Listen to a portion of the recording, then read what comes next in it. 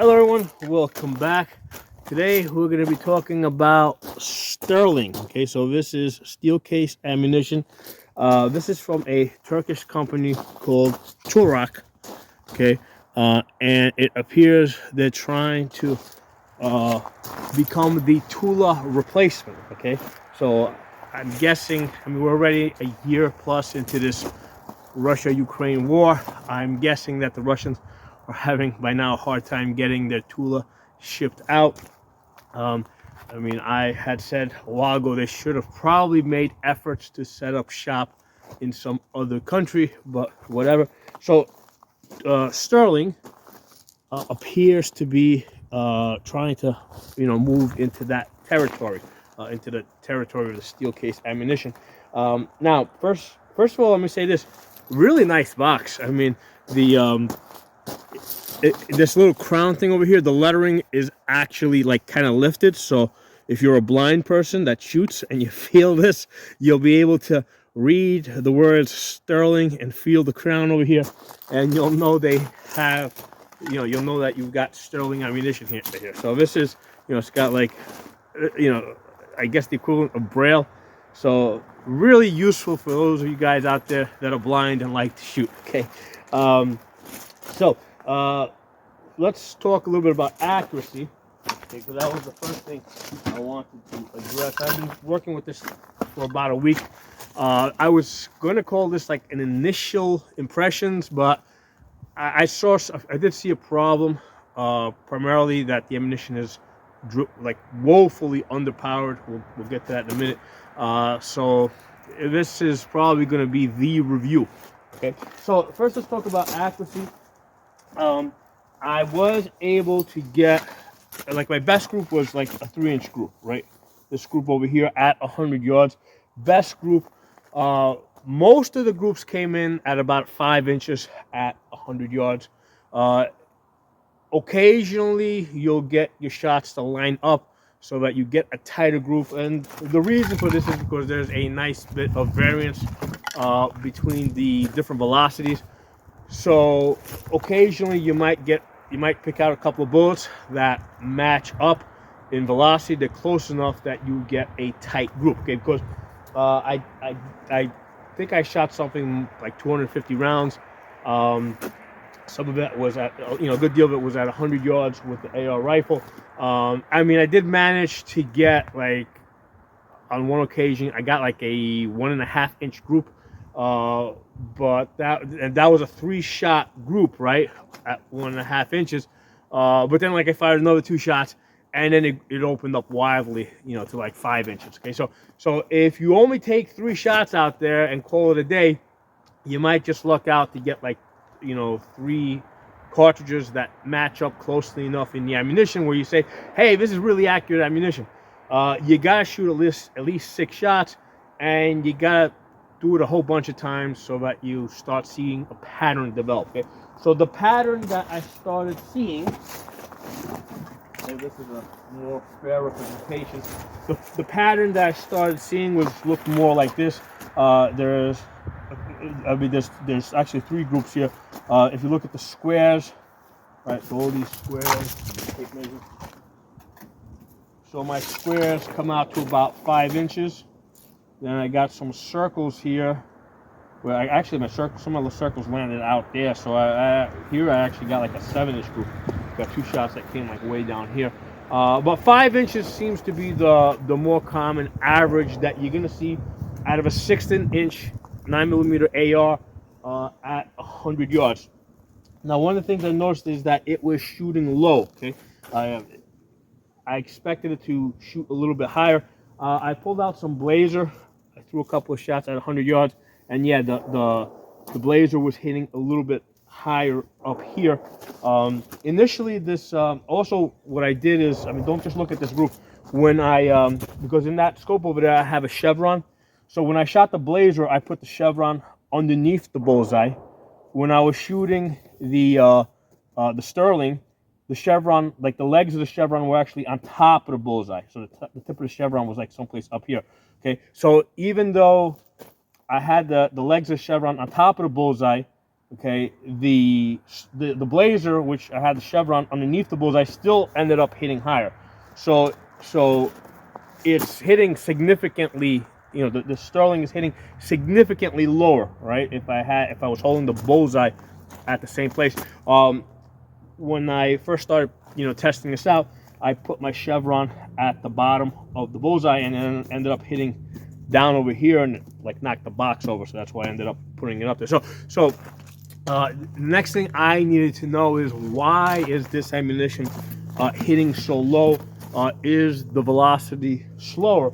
So pulled out the chronograph, okay, and it is very slow. Okay, so out of the 16-inch barrel, okay, my average velocity was 1160. Okay, that's normally what you get out of like a 4-inch barrel. Okay, so out of the 16-inch barrel, velocity was average velocity was 1160, and the energy was 344 foot-pounds. Okay, now with Tula, I usually get that again out of a Glock 17.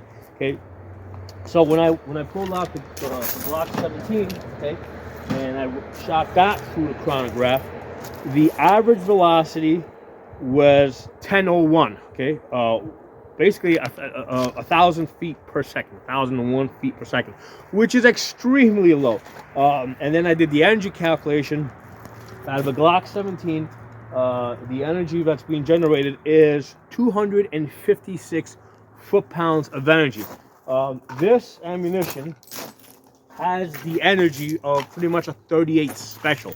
I got like maybe a 38 special plus P. Okay, so it's shooting more like a 380 basically. I'm very surprised that it is cycling. We're done running the chronograph. But anyway, as I was saying, I'm very surprised that it is cycling these guns, okay, with such such a low velocity, such low recoil. I'm pretty sure that if you have, let's say, like a brand new gun that has a recoil spring on the stiffer side, okay, this ammunition is most likely not going to cycle your brand new gun that has a stiff spring. Okay, it's just really low power. I didn't have a problem with that on any of my guns. I shot it through like 2 9mm ARs. I shot it through 2 Glock 17s, and I shot it through Glock 43s. Okay? Now this Glock 17 right here probably has something like 10,000 rounds on it. Okay, that 9mm AR probably has at least 2,000-3,000 rounds on it. Okay, so my guns are very well broken in. I mean, I did try it on some guns that had much lower round counts. It worked, but the point I'm bringing out here is that there is a good chance, okay, that just because the energy being generated, right, because a certain amount of energy going down range, there's a certain amount of energy that's coming back to cycle the gun. The less energy you got going down range, the less energy you got coming back. There's a good chance that it may not cycle your gun.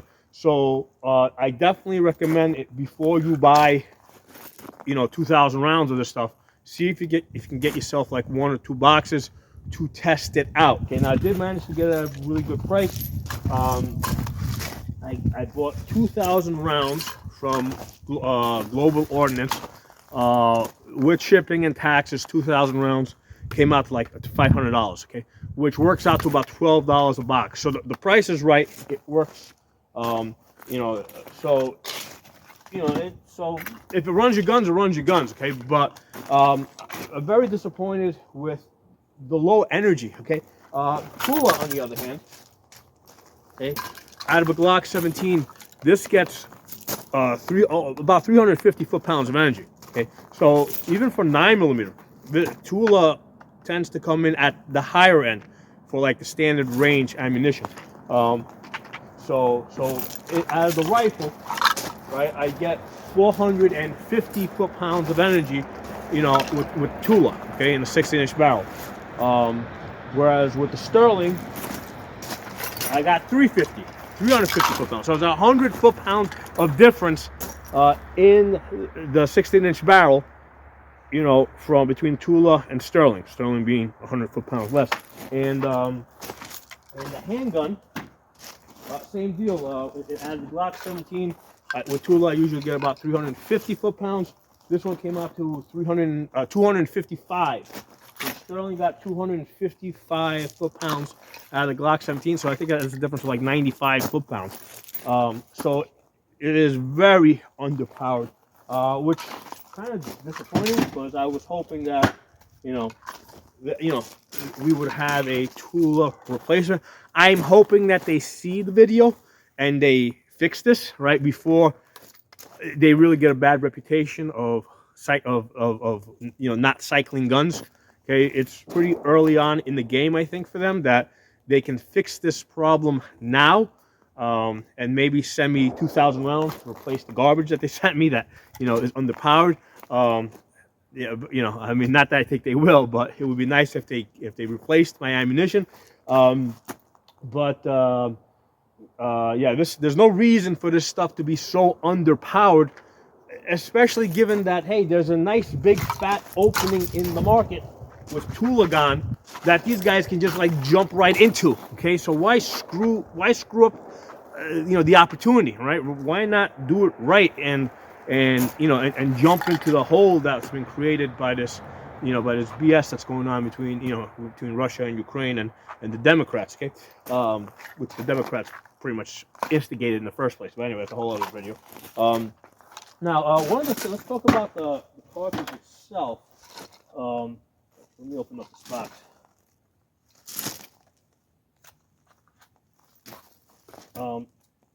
So it is really nice and shiny. Okay, so let me hold it up to the camera here. All right, compared to the Tula, which is on the left side,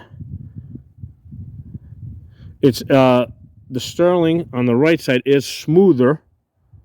Okay, and as you hold it in your fingers, it feels smoother, and that's probably the reason why I'm not having any cycling problems, because I think it's kind of making up for the underpower by being so smooth. Okay, so it doesn't seem like they've coated it, because sometimes what they'll do is I've seen like some steel case, I think Wolf in the past, where they try to put like lacquer over it to try and make it rust proof, and it ended up just stinking up the guns, because then that lacquer would like melt inside the chamber. The gun would smell. You'd get like lots of residue, and the gun would get really dirty. So I hate like lacquer coated ammunition. I don't see much of it, so I think that people weren't too interested in that and they stopped making it. So the Sterling is really smooth. It feels like brass, right? So if you hold this, if I gave you this, if you close your eyes, I give you a piece of the Sterling and the Tula, you would know which is Tula and you would know which is the Sterling. If I gave you this, right, if I gave you the Sterling and some brass ammo, and you, all right, so if I've got a piece of brass in one hand, a piece of the Sterling in the other hand, I really can't tell the difference. Right, it's really hard to tell the difference, which is the brass, which is the Sterling, which is the steel case Sterling. They kind of feel the same. Okay, so they do a good job of mimicking the feeling of brass. Okay, now I did hold this up to a magnet just to see how magnetic it is, because I know on a lot of ranges they do like a magnetic test. A lot of these indoor ranges, and it is less magnetic than the Tula. Okay, so again, I mean, most metals are like alloys. They mix different metals in there. So the Tula, when you hold it up to a magnet, has a stronger pull. The Sterling, it also had a pull, but if I had to guess, I'd say it was about half. So there's less magnetic or material that attracts magnets, material in this, right? There's more alloys and zinc and other crap that they put in there. Now, one of the tests that I did,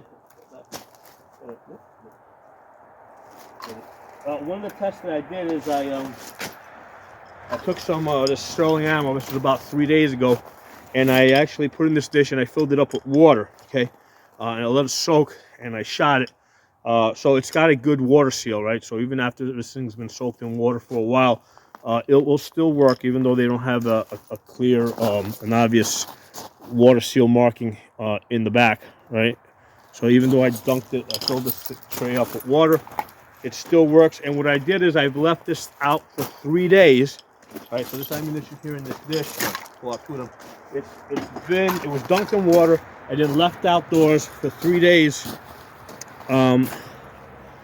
If I do that with Tula, it will like rust. Within 3 days, it will definitely rust up. This stuff, you might see a little bit of rust, like right around at the neck of the case, right? You can see a little bit of rust starting to develop there, right at the edge of the case. But that's it. Okay. If this was Tula, it would have been 3 days. This would have been covered in rust, and that's the case with all of them. So it is definitely less. It's definitely more rust resistant. Okay. Now, just for curiosity, I pulled out some brass that's off the ground. Right. That's probably sitting here. I mean, who knows how long this has been sitting there. So. Again, most of these metals are alloys. They mix different metals into it. So a lot of times when you get brass, right, like you see this brass over here, well, you can see it's got rust on it.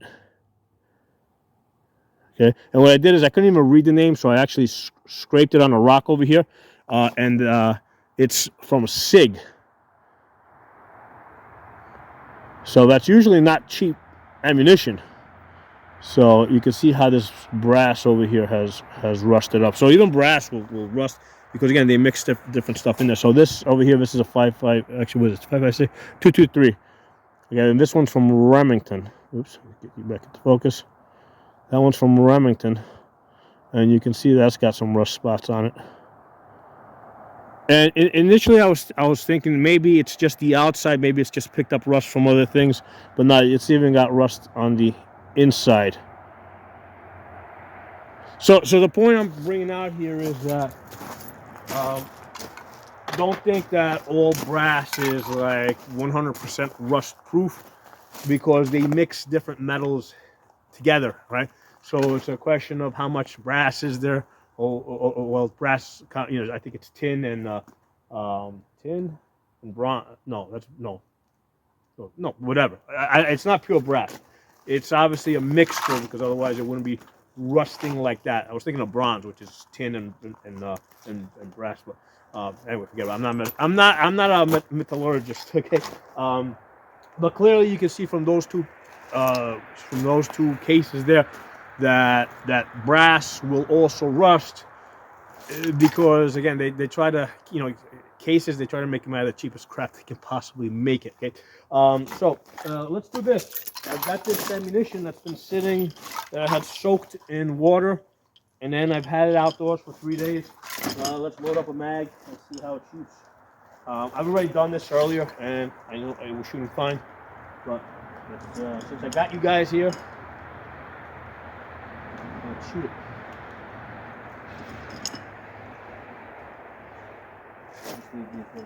I'll leave that out. I'll leave that stuff out. I'll leave at least 3 rounds there. I'll probably just leave that outdoors and see how long it takes for it to rust, if there ever rusts.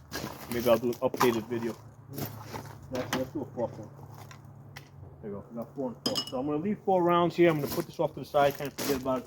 Come back to it, you know, in a couple months, and we'll see if it's rusty or not. Although already there's a bunch of these cases on the ground, so I'll be able to see those as well. So again, this is 4 rounds that were soaked in water. See how we do.